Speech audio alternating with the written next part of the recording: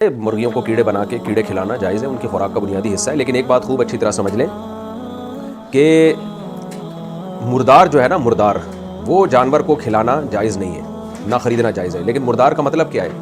वो तमाम जानवर जो ज़बह करके हलाल होते हैं, ज़बह करके, जिनमें खून होता है, बहता हुआ खून, उन जानवरों को जब तक आप अल्लाह का नाम लेके ज़बह नहीं करेंगे वो हलाल नहीं होते। तो उन जानवरों में जो हराम जानवर हैं या जो गैर मज़बूहा जानवर हैं वो खिलाना जायज़ नहीं है। जैसे हमारे यहाँ लोग बिल्लियाँ पालते हैं तो बाहर से जो फीड आ रही है वो बिल्लियों को खिलाते हैं, हालांकि वो मुर्दार गोश्त होता है, मुर्दा गोश्त होता है, यानी मुर्दा जानवर का।